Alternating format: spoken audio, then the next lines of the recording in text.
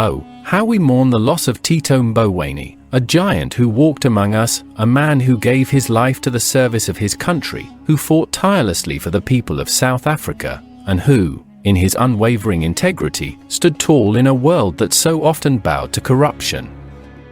It is with heavy hearts that we reflect on a life lived with purpose, a life that was a beacon of hope and honesty in an era where darkness often overshadowed the good.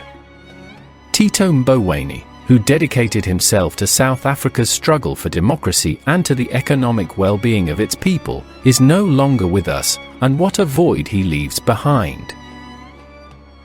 In his youth, Tito was shaped by the oppressive conditions of apartheid, but instead of succumbing to despair, he chose the path of resistance, the path of education, and ultimately, the path of leadership.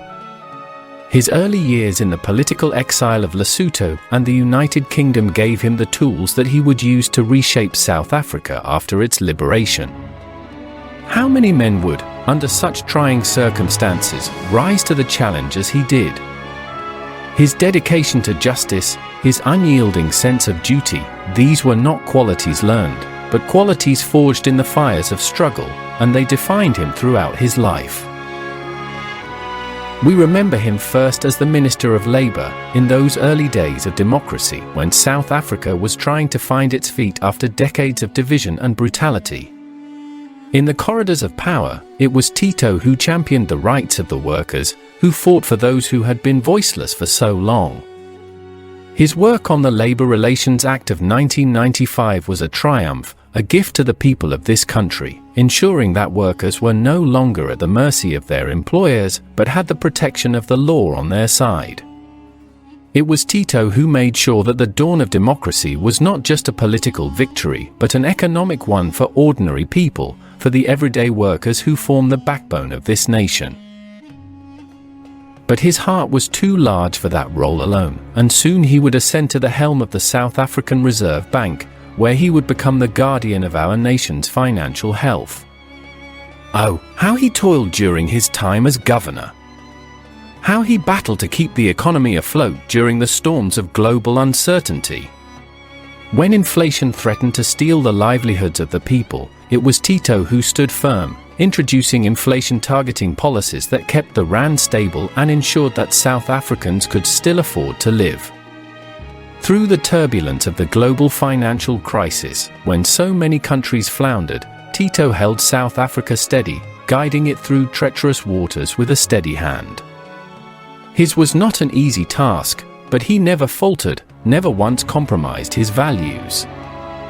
He was a man who believed in discipline, in hard choices, in doing what was right even when it was not easy. Tito was not a man to bend to the whims of politics, nor to be swayed by the personal gain that so many around him sought. Even when he left the Reserve Bank and entered the private sector, his voice remained one of reason, of truth.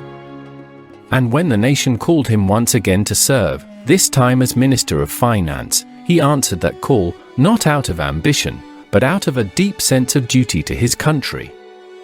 He returned at a time when South Africa was on the edge of fiscal collapse, and he took on the unenviable task of trying to right the ship. It was a thankless job, but Tito did it with the same honesty and integrity that had always defined him. In the face of overwhelming debt and an economy teetering on the brink, Tito was unyielding in his stance for fiscal responsibility. He told the nation hard truths, truths it needed to hear, though not everyone wanted to listen. He warned of the dangers of reckless spending, of unchecked corruption, of the need for painful reforms in state-owned enterprises. He did not shy away from the ugly realities that others chose to ignore.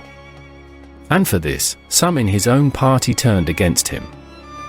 There were those within the ANC, those corrupt and immoral factions, who saw Tito as an obstacle to their ambitions.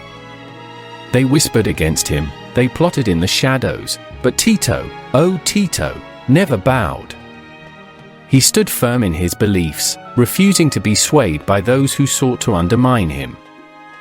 He was, until the very end, a man of principle. But Tito was more than just a politician or a technocrat. He was a human being with passions that endeared him to many. Who could forget his love for cooking, for gardening?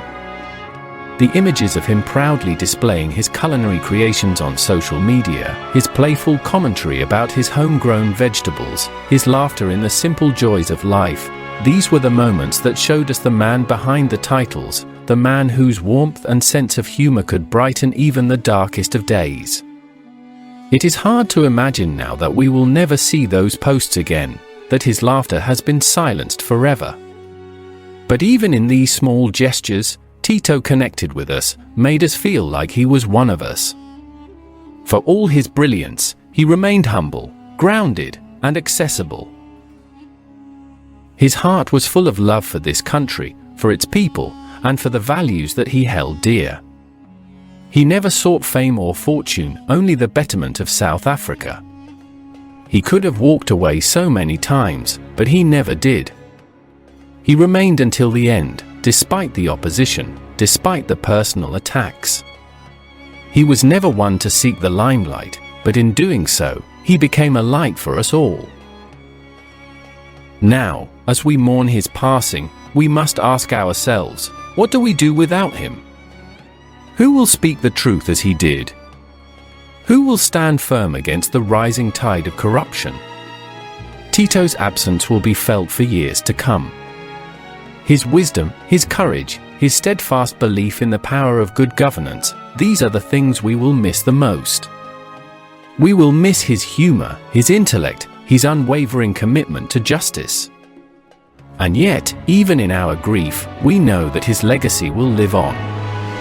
His achievements, his sacrifices, his love for this country will not be forgotten. Tito Mboweni was not a man who sought accolades or praise, but he earned them all the same. He was a man who stood against corruption when so many others gave into it. He was a man who put his country before his own comfort, who made the hard choices because he believed they were the right ones. In a time when our nation so desperately needed heroes, Tito was there. And now, in his absence, we must find a way to carry forward the torch he lit. We must honor him not just with our words, but with our actions, by fighting for the values he held dear, by standing up for what is right, no matter the cost. Farewell, Tito Mboweni, you have fought the good fight, you have finished the race, you have kept the faith. May you rest in peace, knowing that your legacy will live on, that your name will be spoken with reverence and respect for generations to come. You were a giant among us, and though you are gone, your spirit will remain, guiding us, inspiring us, reminding us of what is possible when one man dares to stand for truth in a world too often consumed by lies. We will miss you, Tito, more than words can say. But we will carry on, in your name, for your legacy, for the South Africa you dreamed of.